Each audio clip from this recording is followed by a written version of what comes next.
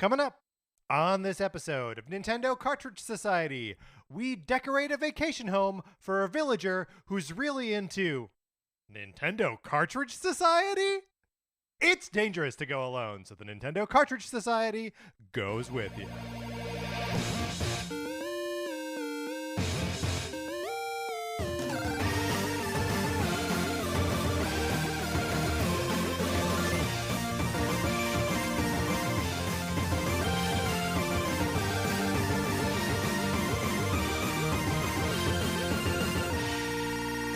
Welcome to Nintendo Cartridge Society. My name is Patrick Ellers, and I am joined, as I am always joined, by my co-host, Mark Mitchell. We've got a good show for you this week. We are talking about the news from the week, including Animal Crossing Happy Home Paradise. And then on Thursday, Game & Watch Month continues. But Mark, in the meantime, how you doing? I'm doing great, Patrick. We are hitting the point in LA where it's a little bit of that fall weather. We're in the middle of Game & Watch Month. I feel wonderful. Yeah, October is many things, right? Like it occupies this like space where you're like, the holidays are back, just generally speaking, and then you're like, oh, it's spooky time. This is when you're like, every third commercial on TV, I have to avert my eyes because I don't want to see like some gross stuff. But this year it is also Game & Watch Month, and Mark, I'm gonna make a bold statement here. I'm gonna make October, every October, Game & Watch Month for me personally. Right, sure, yeah. I'm just going to I'm not going to enforce it on everyone. It's not going to be the theme of this show every year. I mean, hey, if you ever became an elected official, you could try to do whatever you wanted. That is, of course, my platform. I am running for comptroller. If you become the comptroller, really, if you become like the mayor, if you become part of the city council, you can declare every like day Game & Watch Day. Game & Watch Day. Give the key to the city to Game & Watch. Yes, give the key to the city to Stanley the Bugman, featured in 2 Game & Watch games. Living his best life. Yeah, more than he is represented on any other Nintendo platform. Mark, that's not today though. That's Thursday. We're going to talk about Game & Watch stuff. Sonic Forces. I have a copy of it on the Nintendo Switch. Would you like to borrow it? You can certainly try. All you got to do is email us at nintendocartridgesociety@gmail.com and give us a mailing address where we can send you my copy of Sonic Forces for the Nintendo Switch. You play it for as long as you want. You send it back. Doesn't cost you anything. It's a perfect borrowing program. Patrick, have you considered updating your will to include what to do with ownership of your copy of Sonic Forces? Like, should I die when it's out in the world? No, I'm going to just embrace that chaos.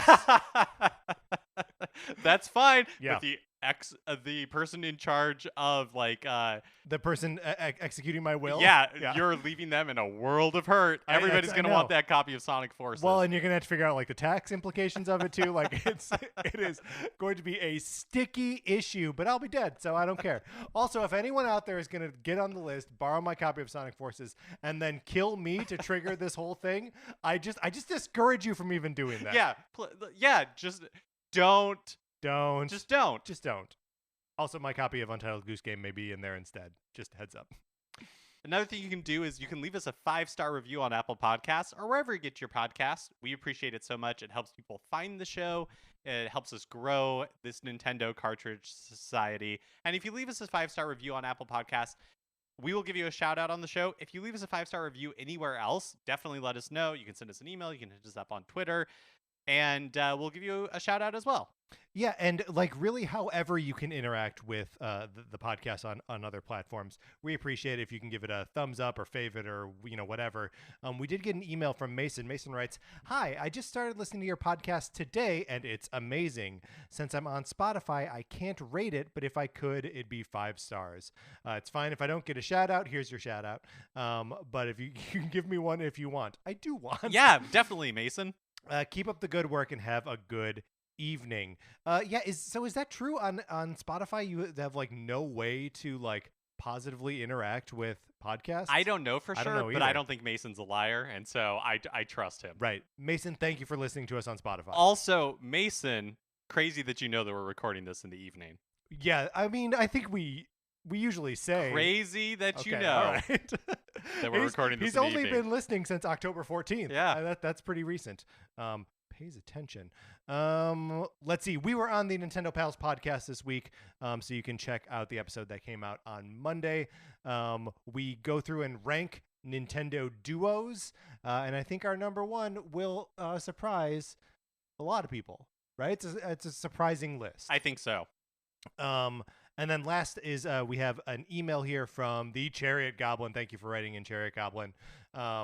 Such a good name. It's a great name, and it's so like evocative. Like I have a very clear picture of what the Chariot Goblin is, and I'm scared of him, Mark. Chariot Goblin writes, "Hey, Patrick and Mark, with Sora's release in Smash Ultimate being near, what has been your favorite reveal trailer out of all the 12 DLC fighters? For me, it would have to be the Terry Bogard reveal, because you can tell Sakurai really loves 90s arcade fighting games. Thanks, and keep it up." The Terry Bogard one was great. That's where we saw like all of the like King of Fighters characters, and all in their like 32-bit pixel art glory. And that one was fun for me because I do not know King of Fighters at all. And so, one of the things I love about Smash is that it is like a video game history museum. And so having like like Cherry Goblin was saying, like having like Sakurai like clearly so love these characters that it made me like love it by proxy. No, I think that's a super solid answer. I'm actually sort of hard pressed to think of the other like DLC. I mean, I like the sort of double psych out of the Banjo-Kazooie. That was fun. Trailer reveal. The Terry Bogard trailer is such a good like, here's this interesting thing I'm bringing you into. The Banjo-Kazooie trailer was like knowing what the fans' expectations are and like playing with them, playing against them, and then bam, there's Banjo-Kazooie. Yeah. I think for me, there's two that are super memorable. One, I thought that like Sephiroth showing up was really exciting and really fun, and kind of like playing off of the super memorable moments, like Sephiroth moments of the past. Incorporating them with like Mario and all that kind of stuff. Right. Well, and like sort of playing on the like Ridley and Simon Belmont reveals of like just killing the characters. Right. That like it sure looked like Sephiroth had impaled Mario on his giant sword. But the other one that really sticks in my mind is Joker from Persona 5, which is so funny because like I watched you play a few hours of that game, but and then we decided we didn't like it. Exactly. Right. But like for whatever reason, I felt like that reveal got everybody really excited. And so I was just like riding that wave of hype as well, where it's like, yeah, it is cool that Joker's in this game. Well, and like truly, since that was like the first DLC character, we're not counting the Piranha Plant, right? But that is a character where it's like, oh yeah, there are no rules. Like, the only rule is it's a video game character. Joker to that point had not appeared on a Nintendo console, and still Persona 5 and Persona 5 Royal have not come to Switch. By the way, they will never come to Switch. But like, just sort of like setting this precedent of like, we're going after big, interesting characters, and anything that you think matters doesn't. Yeah. Also is a super like cool, stylish trailer, like using the red, and was just very cool. So thank you, Chariot Goblin, for writing in with that question. A lot of good trailers from Super Smash Bros. Ultimate. Mark, let's get into what we've been playing this week.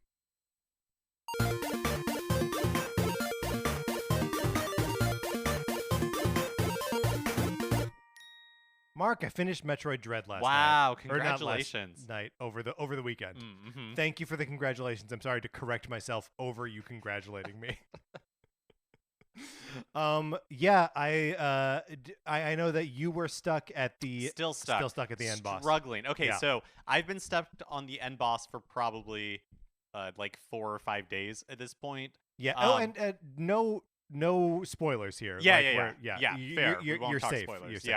I've been stuck on the final boss for like 5 days, and every day I'll like check in, try, like once or twice. Yeah. I genuinely, so I can, I can beat the first two phases of the boss, but I I have not been able to get past the third phase, and I don't know that I ever will.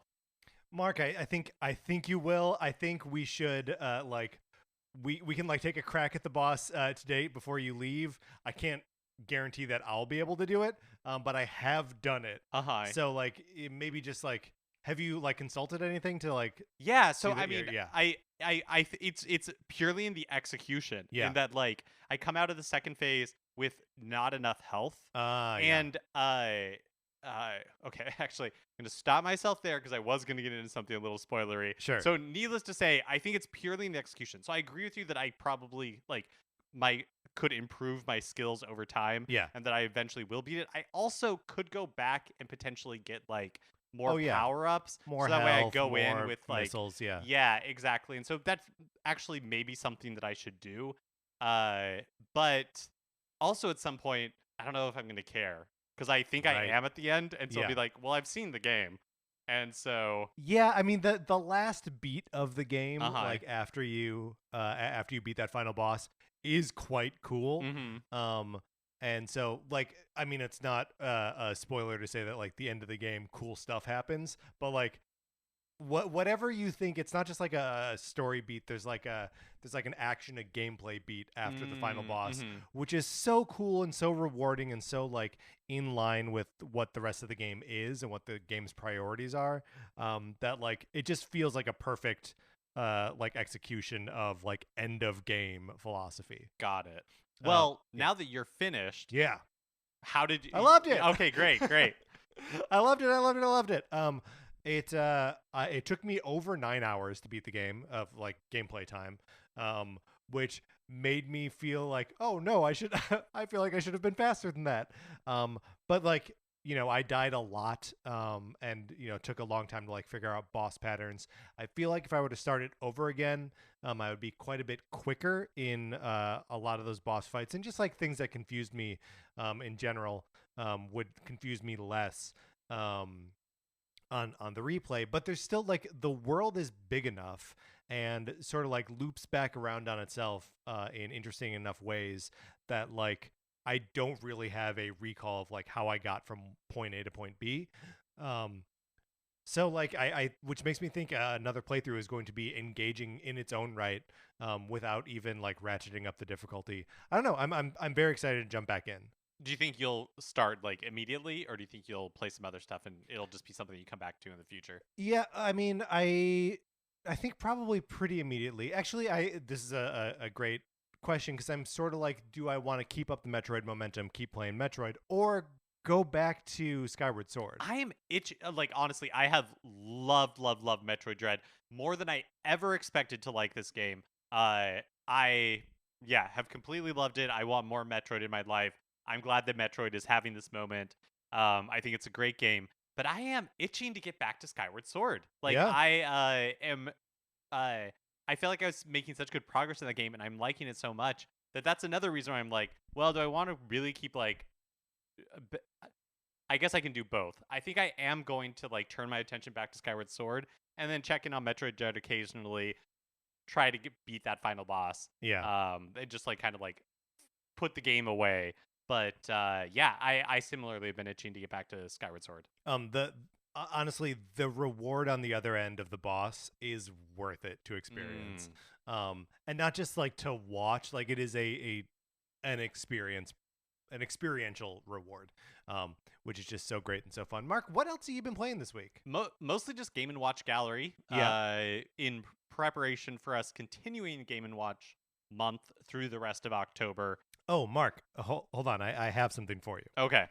That I'm going to give you to take home with you for the next couple days. Oh, NCS homework. NCS homework. I'm giving you my Game Boy Advance with the Game & Watch Gallery 4.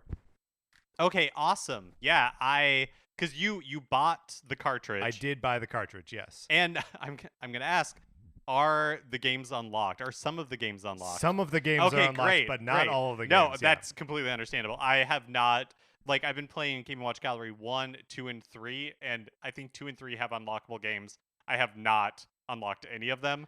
Yeah. And so it's tough. The Game & Watch Gallery 3 is the one I've found the most success in unlocking stuff. And part of that is because Greenhouse is in there. And I fancy myself as quite good at Greenhouse. I can't wait.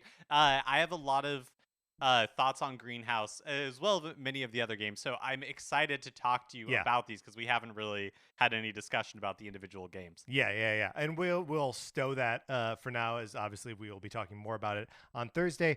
Mark, I've also been playing Tetris Effect Connected. How is it on the Switch? It's good. It is not. I can tell that some of the like background animations are different than they were on the PlayStation 4. So I think some of that is like dialing down the like detail and some of that stuff so that it prioritizes the like particle effects, which is the important part of it, right? Like the part of the game that is visually hypnotizing you as you are playing Tetris. That's all still intact. The sound is still great. It is still Tetris Effect. And playing it in your hands is very like tactile and fun and, feels special, not in the same way, but along the same lines as playing it in VR. So yeah, I mean, it was a perfect game on PlayStation. It is now a perfect game on Switch. And it's like 25% off or something right now while it's in its like release window. So if you're at all interested in a trippy Tetris game, Tetris Effect Connected is exactly that. Yeah, I've been so tempted, especially with it on sale right now. I have decided not to buy it for now. I just feel like I've spent a ton of money on games recently. Yeah, and so I feel that too. and I don't know when I'm actually going to be able to like play it. And so, although I guess maybe with like a game like Tetris Effect, you don't necessarily have to like dedicate yourself to it in the same way. But I don't know. It's on my wish list. That's how I've been like managing my queue. Is basically putting everything I'm interested in on my wish list, and then hopefully in the future when it goes on sale again, then I'll be prompted to pick it up. Yeah. Well, I mean, I also think that there is, and mind you, we've talked about doing like a Nintendo 64 month coming up, sort of to celebrate the Nintendo Switch Online expansion pack.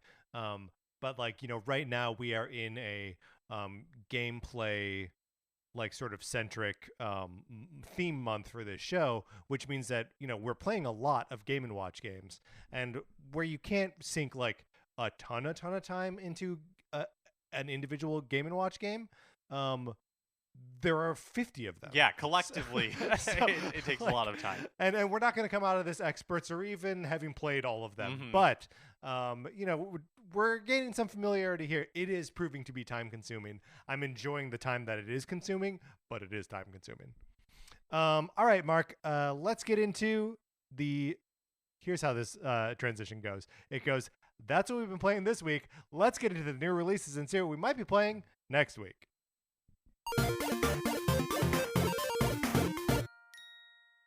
And that's one of the transitions I have written out. Yes, right? But what is so funny to me, a peek behind the scenes, listeners, is that the way it is written in the show notes is not actually how you say it. Oh yeah, and that's it's the same for a couple of things, but I daren't change it, right? Because I think that'll mess it. Yeah, yeah. I think that'll mess it up even more. I mean, as long as we're talking about the way the show is structured, coming out of this segment and going into 433, I don't have anything. I do not know how we end the new releases segment. There is no good way. And I'm usually just like, well, that's it. And then I play the music. So we'll see what happens this time. Maybe it'll be better. Today, Tuesday, October 19th, Dying Light Platinum Edition is released for Switch. So Dying Light was a PlayStation 4 game. It's like a zombie survival game. You can play it in multiplayer. I played this on the PlayStation 4, absolutely loved it, and apparently the Switch port is really good. Oh, and so if you have any interest in the game and haven't had a chance to play it before, I really recommend it, especially if you have somebody to play with in multiplayer. And this is like an actual like on the Switch. It's not the cloud That's version. right. So the Dying Light 2 is coming to Switch next year, but that is the cloud version. This is actually like on Switch. Like you can buy it physically.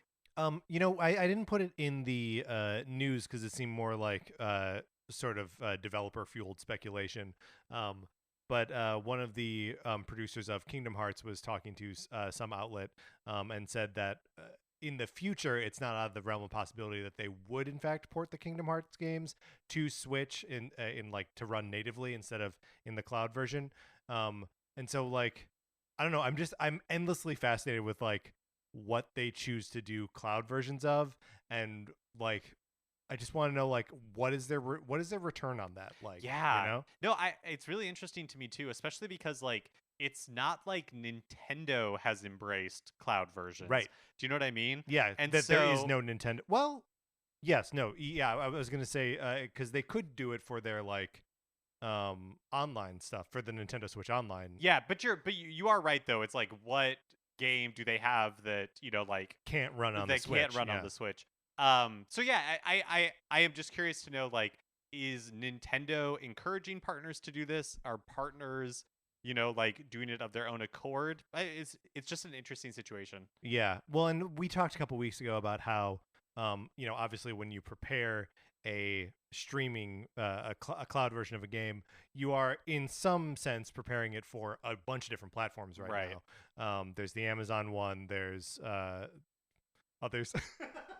Stadia, and Xbox, like that. There are all of these different like cloud streaming versions of games, and maybe which platform you are streaming to is less of a struggle to like port it from one to the other. Yeah. So you're really just like checking a box and being like, oh yeah, put it on Switch too. Yeah, I mean, coming in just a few weeks is the Guardians of the Galaxy game. That's right. Which was a surprise to me that it was coming to Switch, and it makes sense that it was afterwards it was revealed that it was a cloud version, which makes sense. So it kind of seems like Square Enix is, dabbling in this and just kind of seeing how it goes. Yeah.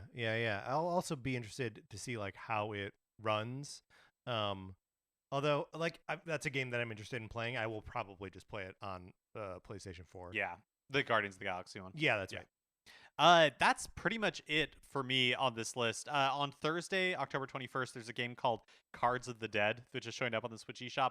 I don't know anything about it, but it makes me think of like Typing of the Dead and like, Yeah, those like good. variations on House of the Dead. And so that seems like it could be fun based on name alone and knowing literally nothing else about it. It also makes me ask this question: what happened to that, like French card game? Yes, that we saw in like an indie world showcase. Where it's like pixel art and you're like bluffing at cards and like people stand up and like shoot you at the card Yeah, table? I don't think it's pixel art. It's like a beautifully. My memory is that it's like beautifully drawn, like illustrated. Yeah. Like a Baroque illustrations. And so I don't know, but I hope that I feel like what happens a lot with these indie world showcase games is we see them and then they go away for like years, right? And then they'll come back eventually. But yeah, Wither that's another one for story.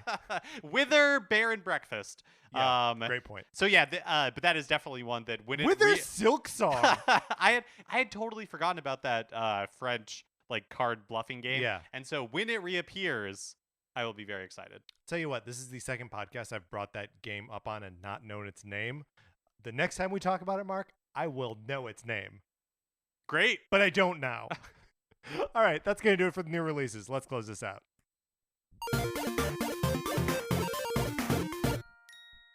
And that brings us to a regular segment on our show. It is time for 433. In 1952, American composer John Cage wrote a piece called 433, wherein a performer or group of performers didn't play their instruments for 4 minutes and 33 seconds. For the purposes of this show, our instruments are talking about Nintendo. So, for the duration of one performance of 433, Mark and I will talk about something not at all Nintendo related, thus fulfilling the contract of the piece. Mark, usually while we are recording these episodes, you and I are drinking ice-cold cans of LaCroix. Maybe not quite ice cold, but cold cans of LaCroix, the sparkling water, kind of because we like them and kind of because it's convenient. Mm-hmm. And so we thought we would go through the core flavors of LaCroix and just give them a quick thumbs up, thumbs down, what thoughts you have about them. As they are listed on the site, there are 20 of them. And I would say, do you want to start at the bottom where they're like more basic and get like weirder? Yeah, that sounds good.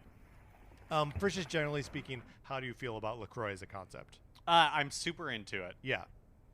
Did you grow up with it? Or No. I feel like sparkling water for me is acquired taste. I didn't have like sparkling water at all growing up. And then when I was like working in a bookstore while I was going to school, my manager was super into drinking like mineral water, Yeah, and there you so that's when I got a taste for it, and I've been hooked ever since.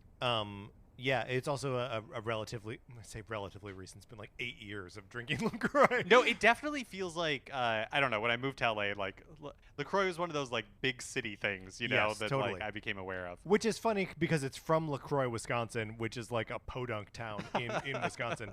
Most of them are, but that one especially. All right, Mark, we are starting at the bottom, at the most basic, pure, just the plain sparkling water. How do you feel about it? Thumbs. It's a thumbs down for It's me. a thumbs down It's a for thumbs Mark. down, yeah. It's a thumbs up for me. I like just the simple. It's water. I like drinking water. Yeah, I like I like a Perrier. I like, you know, but for whatever reason, pure LaCroix kind of grosses me out. Perrier almost feels like too like chalky to me. It's all those minerals. Yeah, it might be. Lime is the next flavor. Thumbs up. Yeah, lime I think is an easy pass, as is lemon for me, which is the next sure. one on the list. Those are good. Some of the flavors on this list, like a little too chemically, but like lemon and lime, those are good flavors, like fruit essences. Yeah, and wholly unchallenging, Yeah. right? Where you're just like, oh yeah, a little bit of lemon in my water, it's fine. Totally. Next up is orange. I like it. Thumbs up. Orange is a little too complicated for me. I'm gonna go thumbs down. Okay. Next up, Raz Cranberry. Yes, thumbs up. I don't know that I've had Raz Cranberry. I would recommend it. All right, I will check it out. But I cannot weigh in on thumbs up versus thumbs down. Next up, berry. And that is me with berry. I don't know that I've ever had berry. I have had berry. I'm going to give berry the same rating I give any beverage that has berry in it and berry in its name. Thumbs down. Oh, any berry flavored beverage. Any berry flavored beverage. Okay, wow. And it has to be so berry flavored that berry is in like the name of its flavor. Sure, right? yeah. Like it can't be like, oh yeah, there are also blueberries in here. Like, okay, don't get me on a technicality. What about like cranberry? Like a cranberry. Cranberry's a different beast, I feel. It has berry in the name. I know what you're saying. It has It's cranberry. your rule. It has cranberry. Cranberry is a different word with berry as All part right, of it. Got it. Peach pear. No, thank you. Thumbs down. Yeah, no, thumbs down for me as well. This is one that's definitely too chemically. Pamplemousse. I feel like pamplemousse is almost like the default LaCroix. Oh, are we done? Yeah, That's it. All I right. think Well, we're already done. Well, let's just skip real fast to peach plum because what am I supposed to make of that name? I don't understand. I don't understand. I also don't know why hibiscus is hyphenated. Hibiscus. It's just hibiscus, right? I've never had that either. I'd like to try it.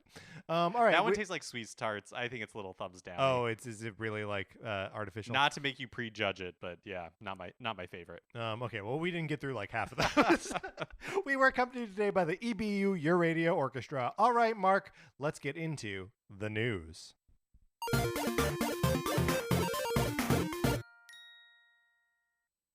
Last Friday, Nintendo premiered an Animal Crossing Direct that featured information on updates for the final free update for the game, and then they introduced paid DLC in Happy Home Paradise.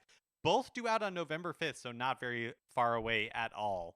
Right. So just we're gonna discuss them in the free section first, then we're gonna move on to the Happy Home Paradise, which truly does feel like it is.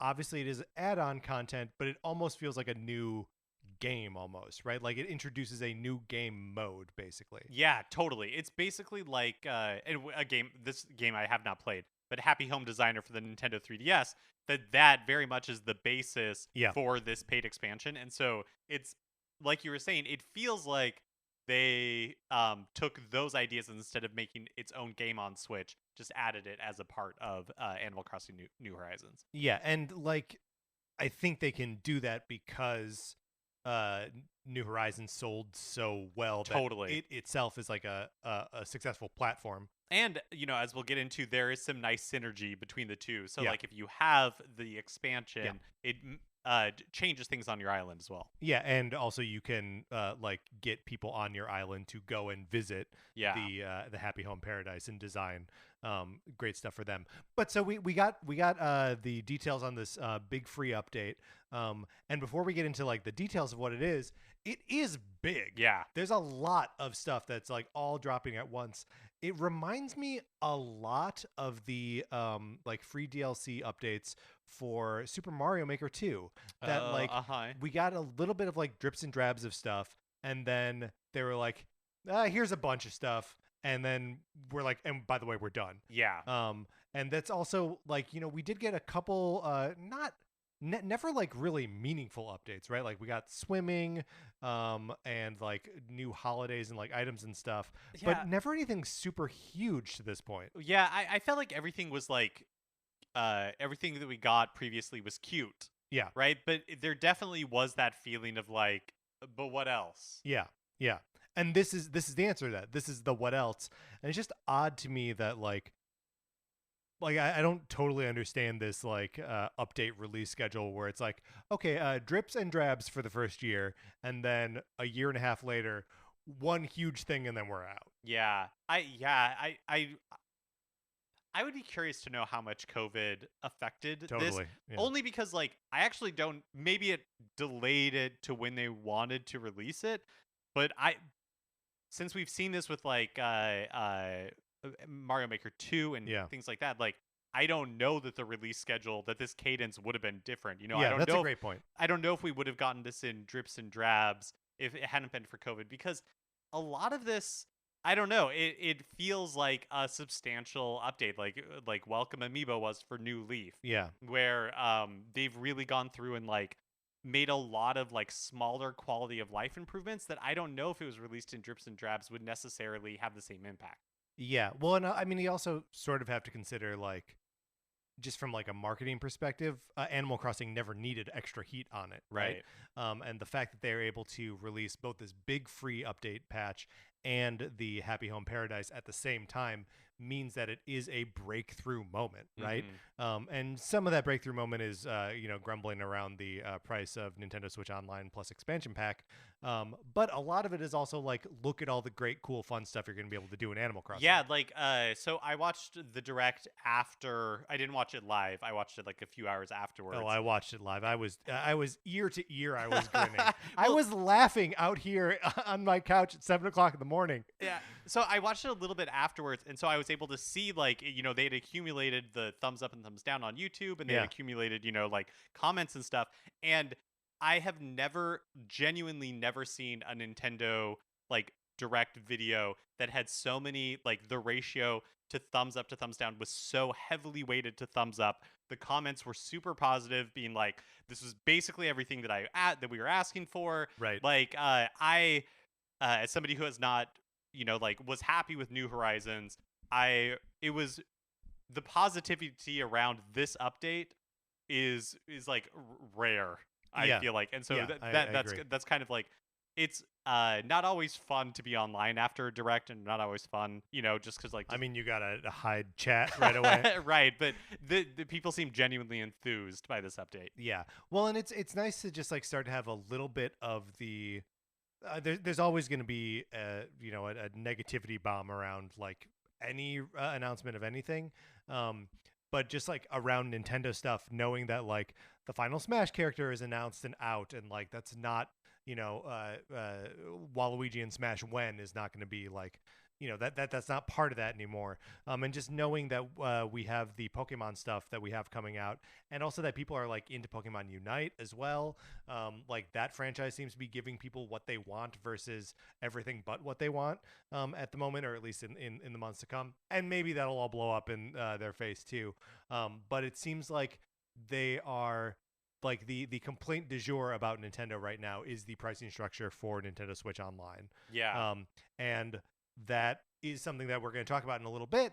But it doesn't feel like it is so overwhelmingly negative that good news can't punch through it. Yeah. I mean, it's a weird, because I think Nintendo probably listens to some degree this show on to some degree to like feedback on some of this stuff, and when they're planning what should go into the New Horizons DLC. But I think for the most part they operate probably more in like the Apple style, where they don't do a lot of focus testing. They just kind of like do what they think is like the correct path, and then and so I think it's just a weird dovetailing that what they wanted to do actually like brought was what people wanted. And so I'm enjoying this moment because it is very, I think, just like the usual negativity around some of these announcements has not like been as like prevalent, and that's just kind of refreshing. Yeah, I mean, also we're living in a immediately post Metroid Dread world, which I think is also just like makes people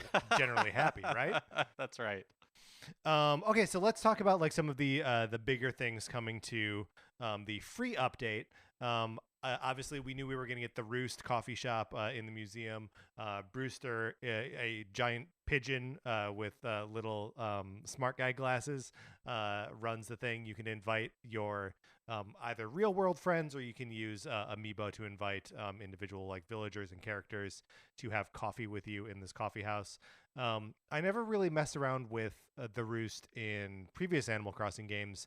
Do you have experience with this? Yeah, a little feature? bit. I know this was a feature that a lot of people felt was missing from New Horizons.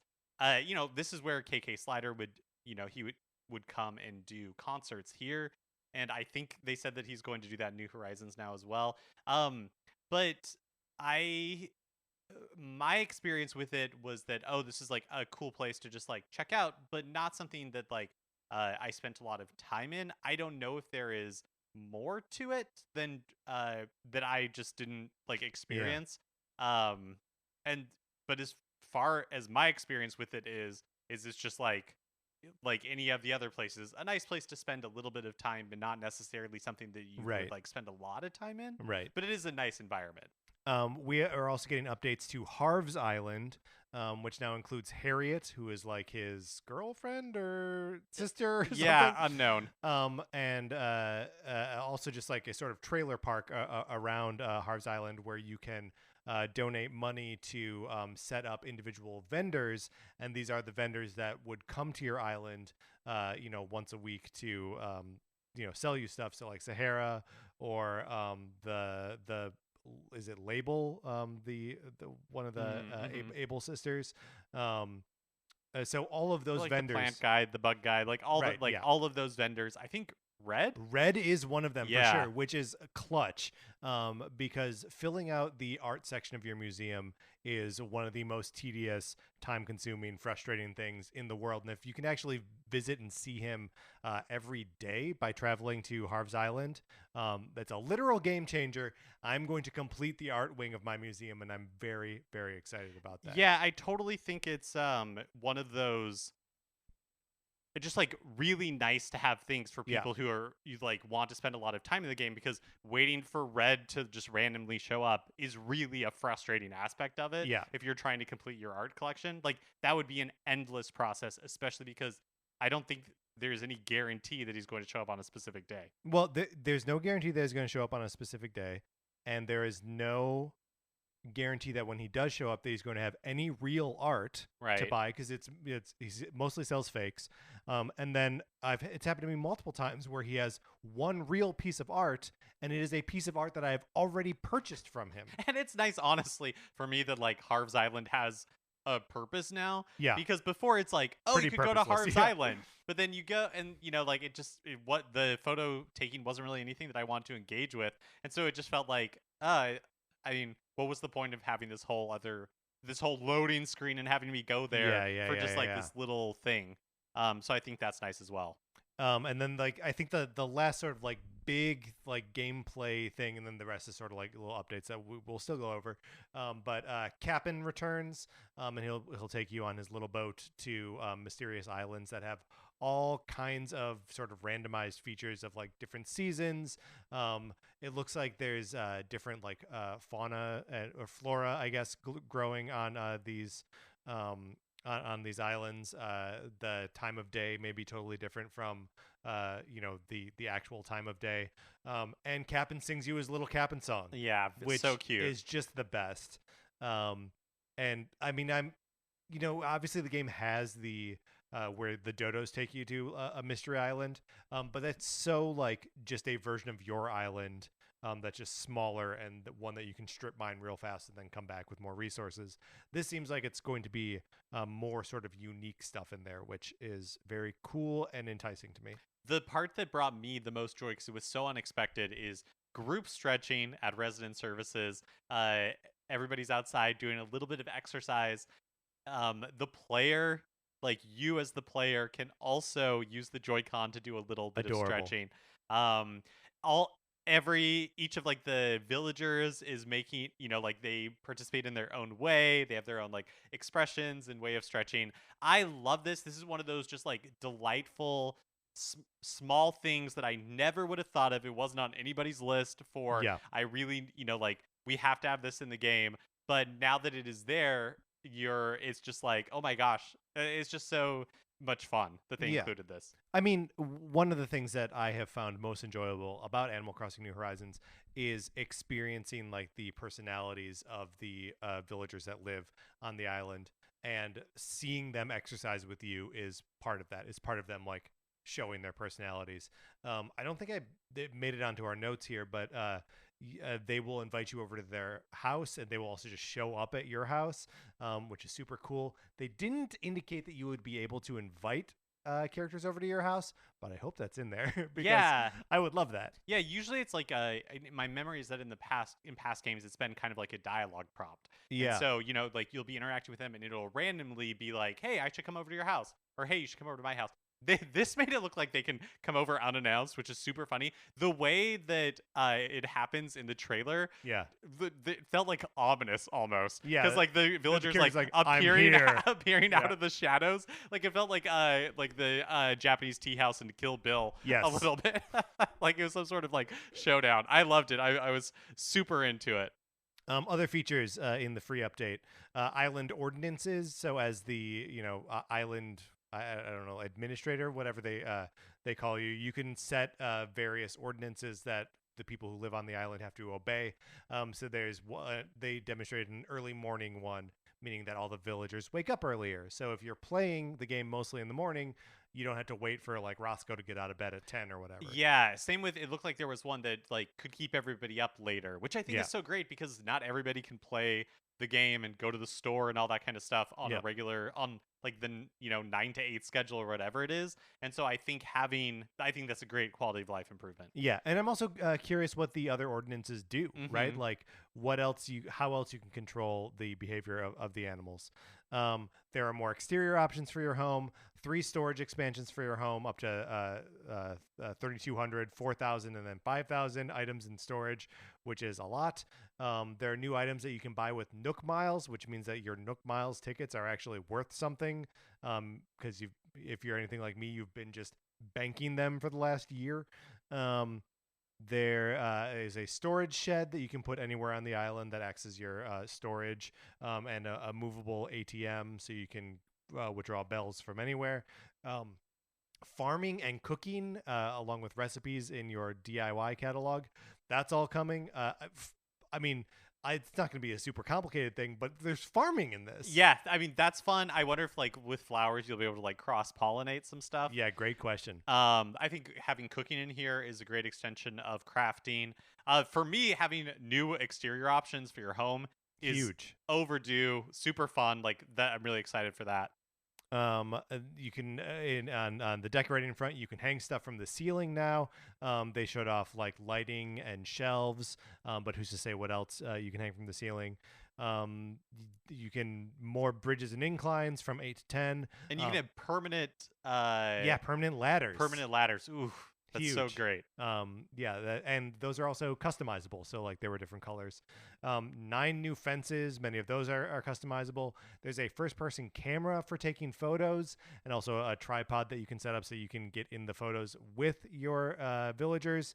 More uses for the custom patterns, including using them to make accent walls or for carpeting or to wear them. You can make accent walls at all now. Accent walls is huge. Yeah. And then new hairstyles, new reactions, new KK Slider songs, which I love me some good KK Slider songs, and the fact that 11 new ones are coming is very exciting. KK Marimba is my favorite, I think. Ooh, Yeah. is that's a new one? That's an existing one, and so okay. I'm excited to see what the new ones are. We spend a lot of time Sarah and I spend a lot of time in Cookie's house, and she only plays Bubblegum KK. So that is one that I know very, very well. And then gyroids are coming to New Horizons. And it's a little bit unclear to me how exactly they work or what their purpose is, but they're weird little things that you have to like bury and like dig out of the ground, and then they make noise.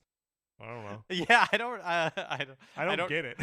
but you can customize them now. Yeah. You can make them different colors. I don't know.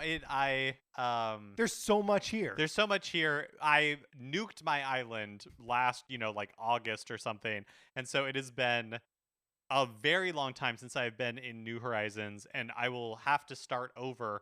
But I think I'm looking forward to it with all of this new stuff. And then of course, are we ready to get onto Happy Home Paradise? Yeah. The video faded out. We were done with the free stuff. And then it's like, but wait. And then the villager walks into the Dodo Airlines and talks to whichever one of the Orville or Wilbur, doesn't matter. And there's a new option that says, I want to work. And you can fly off to a new archipelago to work as a designer for the Happy Home Paradise company, led by Lottie, who is an otter, who is adorable. I have her amiibo. I've never understood her before, but I'm so happy to see her in this game. And then you design vacation homes for your animal neighbors. That's right. So really the focus of this is it's about the interior decoration. And you can also do outside stuff as well. But if I feel like that's a big part of Animal Crossing, and did you play Happy Home Designer, or have you played I didn't at all. But like, yeah, I mean, it is a big part of Animal Crossing, but it's also something that like the base game throws up a lot of roadblocks, right? Where it's like you have to buy all these things, you have to like earn or craft them or whatever. And Happy Home Designer, and by extension, Happy Home Paradise, is just like, here is everything. Make this place as beautiful as you can. Yeah. And there are a couple things that you have to do for the resident to feel like they appreciate it, but mostly it's a canvas, right? And some inspiration for like, this person wants it to be nautically themed. This person wants teddy bears. This person wants it to look like a desert. And then you just do it. Yeah.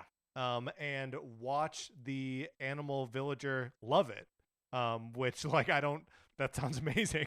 The other part that I'm really excited about is, in addition to homes, you can design other like island amenities. Like they showed off a school. You can make a restaurant, a hospital, like all of these things that have been missing from Animal Crossing proper before. Yeah. Like you're now able to create, which I think is really fun. Like I think it's a great idea to have a restaurant. Like I wish there was a restaurant that you could go to regularly and all that kind of stuff. So well, and it's cool that in the trailer they showed the animals using those amenities, right? We don't see anyone like at the hospital, but like Sherb is acting as a waiter at the restaurant. There are animals eating at the restaurant. And so like presumably someone will be teaching at the school. Someone else will be learning at the school. All this sort of stuff, which again, like if you want to experience the personalities of these Animal Crossing characters beyond the 10 that are on your island, this is a great opportunity to do that just like in droves. It's very cool and very exciting. So there's amiibo support, so you can summon specific neighbors. Like you said, Patrick, earlier, you can invite neighbors to the archipelago to set up a vacation home for them specifically. If you have, so as part of Happy Home Paradise, you like when you're designing homes, you're able to design like you're able to put pillars and like walls, partitions. People can be roommates, so you can have like two villagers in a home. So it's just shipping. Right? You're just gonna ship. I know everyone. that. I mean, yes, finally, yes. But then you'll also be able to put like pillars and separating walls and all that kind of stuff into your own home. Yeah. So that's something like there's cross-pollination between Happy Home Paradise and your regular island if you get this DLC. And speaking of the amiibos, the amiibo functionality, Series 5 of the Animal Crossing amiibo cards are coming out the same day as all of this DLC, both paid and otherwise, November 5th. And the new set includes characters that are new to Animal Crossing New Horizons. So November 5th is the date for all of this. The pricing for Happy Home Paradise is $24.99 or free with the Nintendo Switch Online expansion pack, which brings us to the Nintendo Switch Online expansion pack, which just needed to be detailed with this thing because they were like, oh yeah, it's also free with right, this. which makes total sense because like I did not imagine that Yeah. anything that was announced at the Animal Crossing Direct would have anything to do with the expansion pack for Nintendo Switch Online. And so in my head, it was like, okay, we got the Sakurai Presents out of the Right. way. Now we're doing the Animal Crossing Direct. And then after that, we'll find out about the Nintendo Switch Online expansion pack. But no, it is important information for both of them. And they kind of just like slide the pricing information for expansion pack in with it. Right. Which like makes sense to me because they are saying you can buy this thing for $25 or it comes for free with this upgrade which costs $30. Yeah, so basically. Yeah, so the expansion pack pricing is $49.99 for a solo membership and $79.99 for a family plan, which is up from $19.99 for solo and $34.99 for family of the base pack, which still exists. You can still just subscribe to Nintendo Switch Online. You get online play. You get all that kind of stuff. What you will not get is the Happy Home Paradise DLC for Animal Crossing included, plus the Nintendo 64 Switch Online, plus Sega Genesis Switch Online.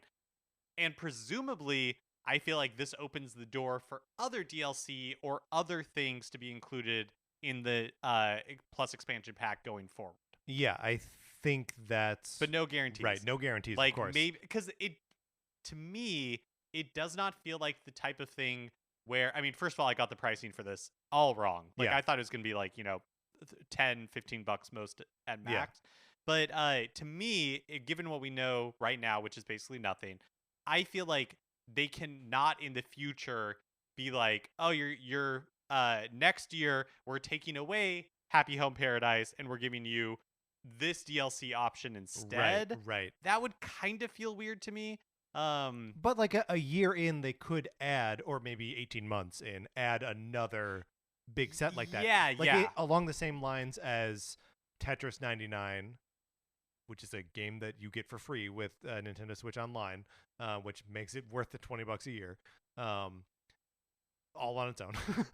But then Pac-Man 99. Right, and Super Mario 35. Yeah, which then disappeared, but yeah. Right, but so I think that this opens the door for, I guess all I'm saying is that it'll be interesting to see how else they incentivize people subscribing. Right. Because I don't think that, like, Happy Home Paradise will be enough to keep people hooked forever. A year from now or something.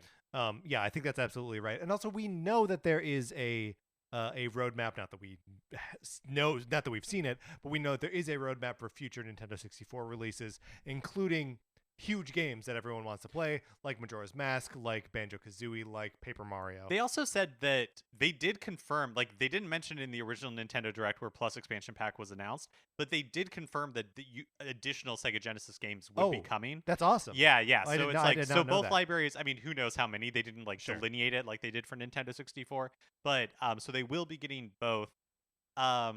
But yeah, what do you think about the price, Patrick? It is, like I said, more expensive than I was anticipating. Yeah, it was more expensive than I was anticipating too, especially considering how, and I feel like this has got to be an unpopular opinion, but how killer the deal of Nintendo Switch Online is, like the vanilla version.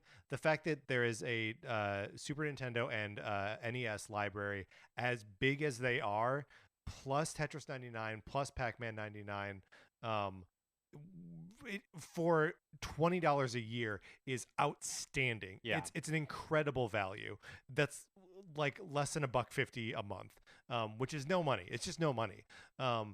And so like if we take that and if we like forget about that value and just say, okay, all of this put together, 4 classic libraries, including Nintendo 64, Sega Genesis, Super Nintendo, NES, Tetris 99, Pac-Man 99, and this Happy Home Paradise expansion pass, that's $50 a year, which comes out to like $4.17 a month.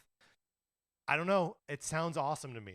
Yeah, when I first saw it, there was a little bit of sticker shock. Like, of course, I wasn't expecting like Happy Home Designer to be included in that. So that was Happy Home Paradise, but yeah. Oh yeah, Happy Home Paradise to be included in that. So that was a surprise, and I do think that helps.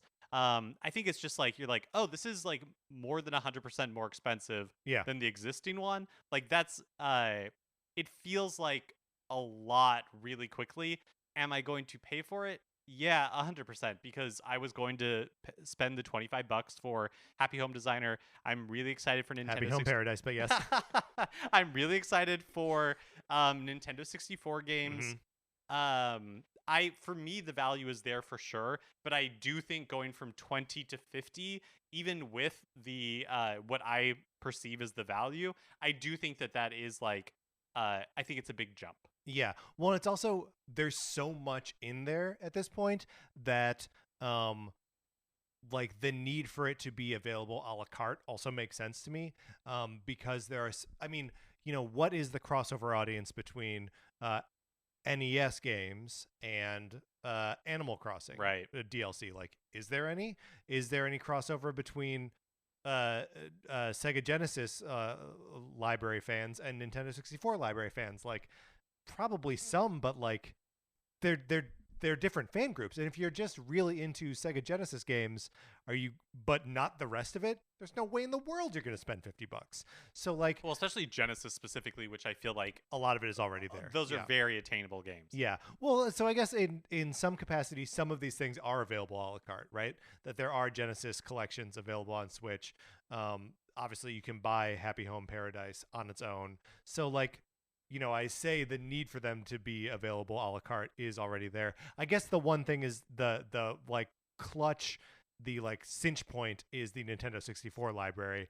That is the single most like desired thing in all of that, and you got to pay the $50 a year for it. I think the other reason why it's smart from Nintendo's perspective to include Happy Home Paradise in this is that like NES games, Super NES games, Nintendo 64 games, Genesis games, those appeal to people like you and me. Yeah.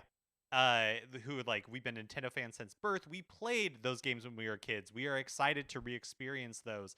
But I think they probably hold like those retro systems hold my guess would be limited appeal for Sure. a lot of like newer Nintendo fans. And so I think it is And just newer video game fans. 100%. And so I think it is smart to include because you get online play, which is important for Animal Crossing. Yep. You're like an integral part of Animal Crossing New Horizons. You get the new DLC. And so it's like, well, then maybe if you came to Switch, for experiences like Animal Crossing New Horizons, then like those players might see more value in Nintendo Switch Online. Yeah. Versus somebody like you and me who it's like, yeah, I'm in because I want to, play the F-Zero game. Yeah, From exactly. Nintendo 64, which I don't know holds the universal appeal. Yeah, no, absolutely. Well, and there's also like it's something I have to remind myself of all the time that like even as late as the Nintendo 64 isn't just retro; it's sort of like hyper retro at this point, right? Like PlayStation 2 era GameCube games, like those games are 20 years old, So like to think of there were barely Nintendo 64 games that came out in this millennium. Yeah. Right? I mean, they're old games. I have a lot of fond memories of Mario Kart 64. Yeah. But I do not imagine that the majority reaction to somebody who's like joined playing video games in the past, like 10, 20 years would go back to Mario Kart 64 and be like, this is a great game. I'm glad I spent $60 a year, $50 a year, whatever for this. Right. So I think like we're kind of circling both of us around the like, this is great for us. And is it universally great for like everyone? Maybe not. I wish there was more freedom in it.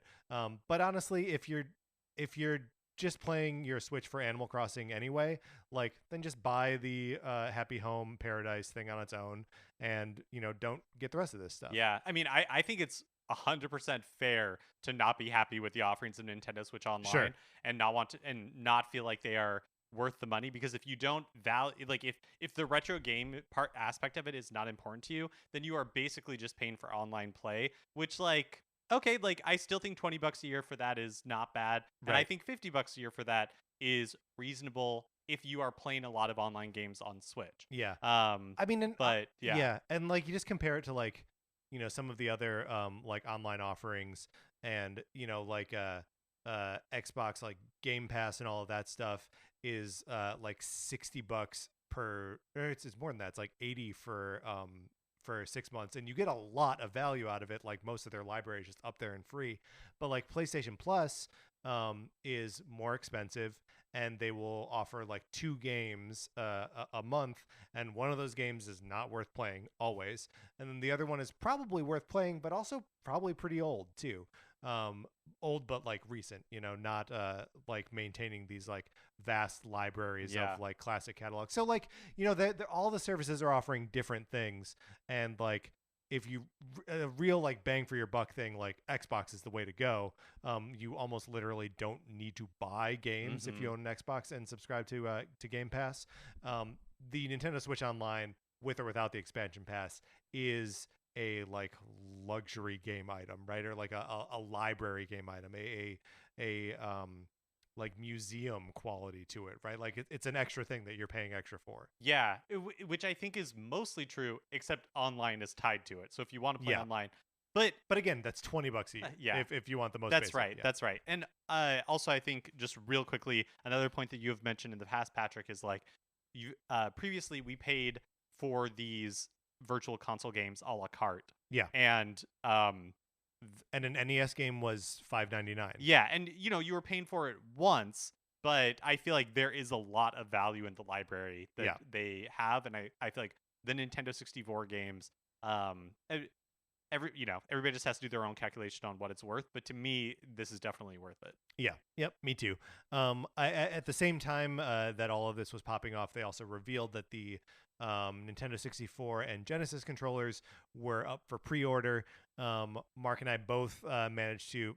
Mark, you pre-ordered 2 of them. I got 2 I didn't buy any Genesis controllers. I did buy neither. 2 Nintendo 64 controllers. They ship starting next Monday. They are both sold out currently, but they were up for a while. It wasn't like the NES controllers, which were just like, which were just impossible to get initially.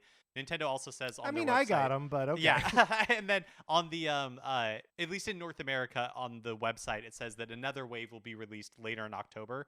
So if you weren't able to get them in this first batch, but you are interested in it, it seems like there will be additional opportunities in the future. They haven't said that they're limited. Like you can buy the NES ones right now. You can buy the SNES ones right now. Right. It's never a guarantee with Nintendo, but it seems like they intend to continue to manufacture these. I'm excited to own these, and they did confirm that the Nintendo 64 controller will have Rumble functionality, not like the traditional like Rumble pack. But, which I'm gonna miss. I'm gonna miss that Rumble. That bulky pack sticking out the back. The weight that it added was actually kind of like, in a way, like a good thing, or at least it's memorable. Yeah. I mean, from the second I got Star Fox 64 and put the Rumble pack into my main Nintendo 64 controller, it never left.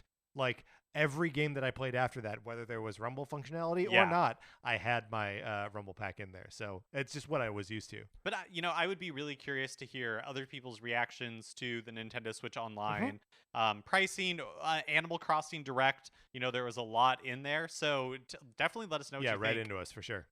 All right, so we got some new NPD numbers for September. NPD is the trade group that, or I guess an analytics group that measures video game sales in North America. It's always funny because we talk about it in terms of video game releases, but obviously they do like a million other things.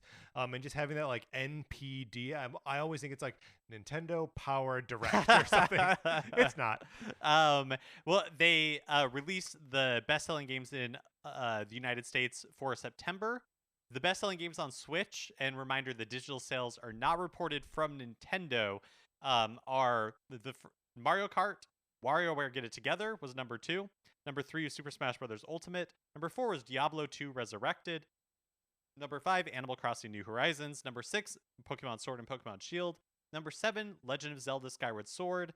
Number 8, Legend of Zelda Breath of the Wild. Number 9, Super Mario 3D World. And number 10, Sonic Colors. and I think a couple interesting things to note in this list. One is that Diablo 2 is surprisingly high up on this list, but I guess maybe shouldn't be. People love Activision Blizzard, even with all the stuff going on at People that love company right Diablo now. 2. And people love Diablo 2, yeah. Pantheon game. But also just that even with Nintendo's digital numbers not being reported here, they take up 8 of the top 10 spots. I know. I mean, honestly, anytime that there's a third party in the Nintendo Yeah, top that's 10, notable. you're like, oh, like that game did well. And then I guess no real surprise here, but Skyward Sword dropped from its 2nd place to 7th place. Everyone else just sort of like shuffled around within where they were. Mario Kart was number 1, is still number 1. Smash was number 3, is still number 3. And everyone else just kind of like shuffles in their basic orbit.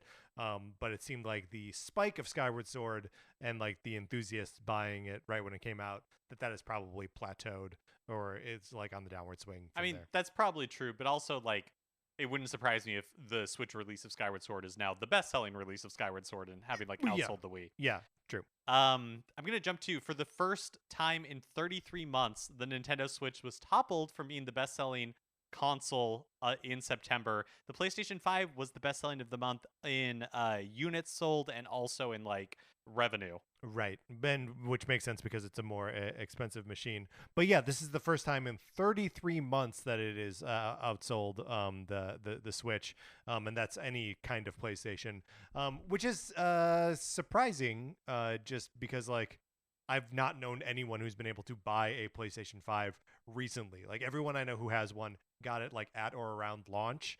And I've just not seen them available to buy anywhere. Yeah, like I think it is a rare occurrence that somebody's able to walk into a store and just like buy one off the shelf. Right. But like the Walmart and GameStop and Sony themselves, multiple times a week there'll be lotteries for them, or like queues for them. So I think they're just selling everything they have. I also think, and a similar thing happened in Japan, is that in the run up to the Switch OLED, I think there are people who probably put off buying a Switch, just waiting for the new one to release, the new model to release. And yeah, that's the important thing to note about September, is that it was the last month before the OLED came out. So I'm sure a lot of people just like sitting on buying either a second console or even a first console, knowing that they were going to get a brand new shiny one with a better screen if they just wait a couple weeks. Yeah. An FYI, there's a game crashing bug in Metroid Dread.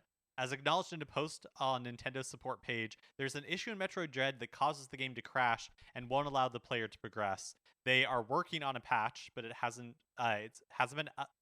It's due later this month, but is not out yet.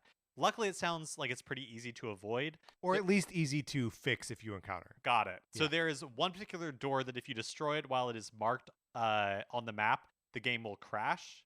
And so a do-it-yourself fix is to reload your game, unmark the door on the map, and then like destroy the door. Yeah. But like we said, an update will be coming later this month. And then finally, speaking of Metroid Dread, Spanish games outlet Vandal broke the story last week that Mercury Steam, the Metroid Dread developer, has a policy that prohibited some people who worked on the game from appearing in the credits. The policy states that any employee must have worked on the game for at least 25% of its development time to be included in the end credits. And development reportedly lasted for 4 years. So you had to be on it for like a full year, or otherwise you weren't credited. Do you think any of that like goes back to just like Mercury Steam's size in general? Like, is Metroid Dread one of the bigger games they've worked on? Because they was like an indie studio before, right? No, I mean, I don't know if they were.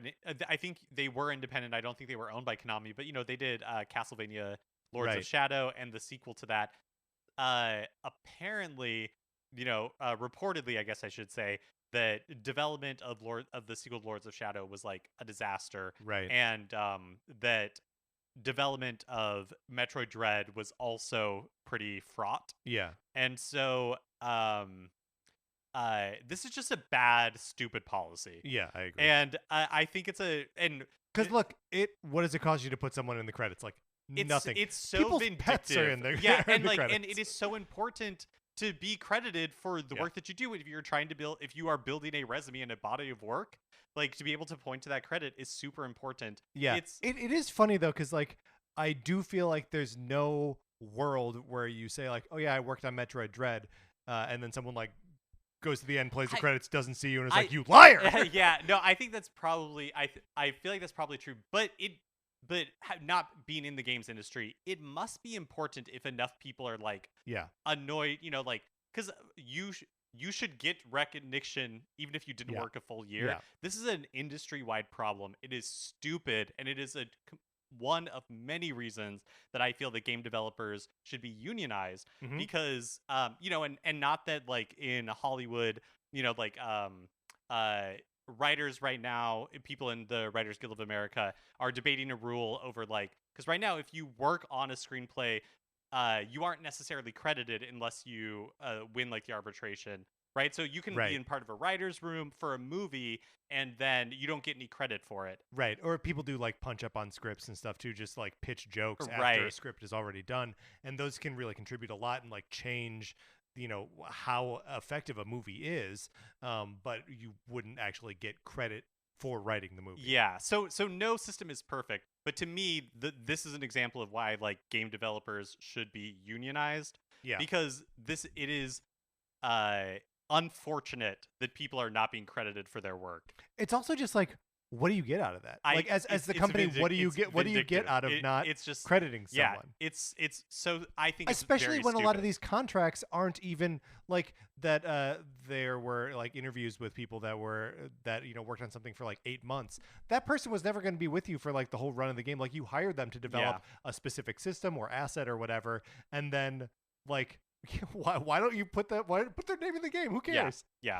Mercury Steam also reportedly requires 42 working days advance notice before leaving a position. That's over 8 weeks. That's crazy. Leaving before those 42 days are up results in some sort of financial penalty.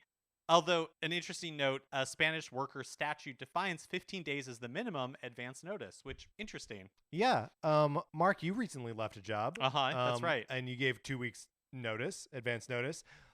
By the end of that second week, it's like, I mean, you're just like, you feel like a worthless, weird appendage. Can you imagine if you had to stay another 6 weeks? Yeah, it's crazy. It feels crazy to me. Well, so I mean, this is maybe just a weird little crappy thing about the games industry and just about like creative industries in general. And so yeah, I'm totally on board with the like game developers need to unionize and just like or at least organize and like stand up for each other and sort of stuff. I feel like obviously Nintendo has seemingly from the outside, based on zero information, seemed to have a pretty good working relationship with Mercury Steam based on Metroid Returns Samus Returns and Metroid Dread.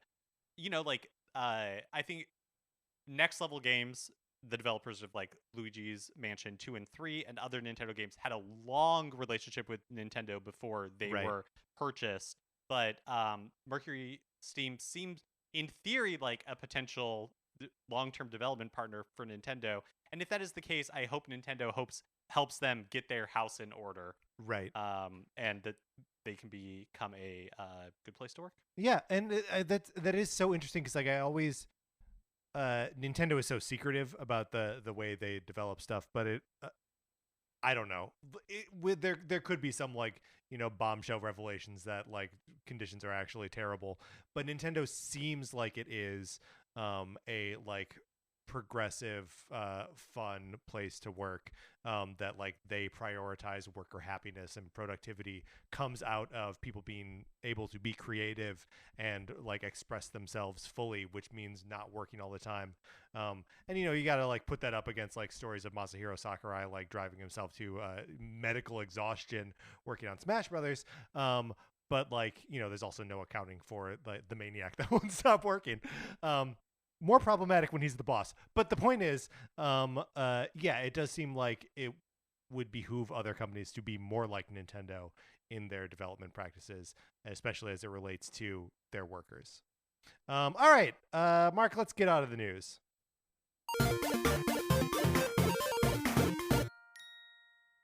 All right, that is going to do it for this episode of Nintendo Cartridge Society. Remember, please rate, review, and follow us on Apple Podcasts. If you like the episode, you can share it on Facebook or Twitter, wherever you share stuff. We appreciate it when you do that. You can follow us on Twitter. I'm at Patrick_Ellers. Mark is at MK Mitchell, and the show is at Nin Cart Society. We also have a Facebook page, which is just Nintendo Cartridge Society. Olivia Duncan made our logo. Our theme music is provided by 8-Bit Betty. You can get more of his music by going to 8bitbetty.com or by listening right now. For my co-host, Mark Mitchell, this is Patrick Eller saying just unmark the door. And then go through it. Then mark it again. And thank you for listening.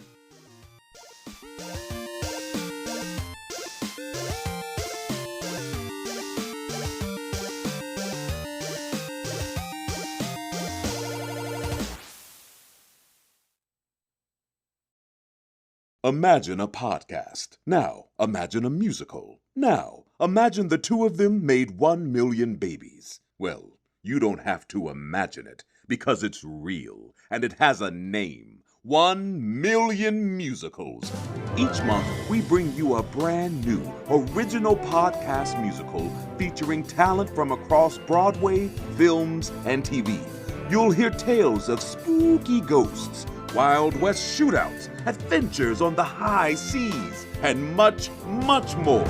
1 million musicals. Only a few 100,000 to go. A Campfire Media podcast. Campfire.